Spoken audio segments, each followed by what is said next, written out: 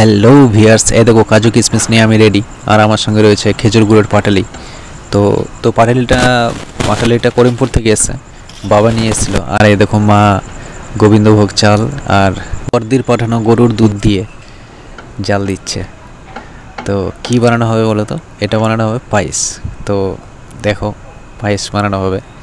আর এই দেখো পাটালিটা এখন কাটছে মা। তো জাতি দিয়ে কাটছে, ঠিক আছে, সুপারি কাটা জাতি দিয়ে কাটছে। আর গুড়টা দেখো, মানে অসাধারণ অসাধারণ দেখতে লাগছে, কি সুন্দর লাগছে দেখতে। হ্যাঁ, খুব সুন্দর লাগছে। আর মানে খাঁটি গুড় হলে যা হয়, খাঁটি গুড়, তাই এত সুন্দর লাগছে। তো বাবা গিয়েছিল গুড় আনতে করিমপুর। তো খুব ভালো, ওইখানে খুব ভালো গুড় পাওয়া যায়, খুব সুন্দর হয় গুড়গুলো। তো বাবার চেনা পরিচিত আছে ওইখানে, তো ওইখান থেকে খুব ভালো সুন্দর করে বানিয়ে দিয়েছে।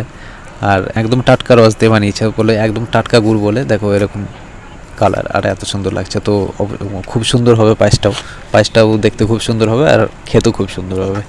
তো দেখো মা কাটিং করছে এখন।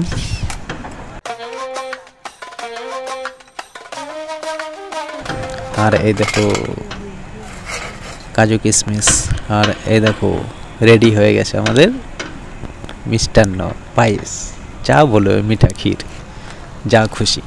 তো দেখো কি সুন্দর একটা কালার এসছে, আর খুব সুন্দর হয়েছে কালারটা। খেতেও কিন্তু খুব টেস্ট হবে। তো তোমরা তো খেতে পারবে না, আমি তো খেয়ে নেবো, ঠিক আছে, কোনো চাপ নেই।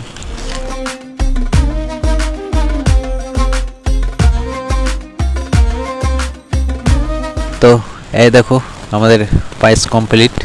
তো মা এখন সার্ভ করছে, সব বাটিতে দেবে, আমাদেরকে দেবে খেতে, আমরা এখন খাবো। কিন্তু জানো তো একটা কথা, মানে এই পায়েসটা যদি আমি সকালবেলায় খাই, এখন তো রাত্রেবেলায় মা করেছে, তো এটা যদি আমি সকালে খাই, এটা কিন্তু খুব টেস্ট লাগবে খেতে। মানে একটু ঠান্ডা হবে, আর ঠান্ডা হলে পায়েস আরও বেশি ভালো লাগে খেতে। আর তারপর আবার শীতকাল, এই টাইমে কার না ভালো লাগে বলো? একদম টাটকা পায়েস খেতে একটু টেস্ট হয়ে যাক, কি বলছো?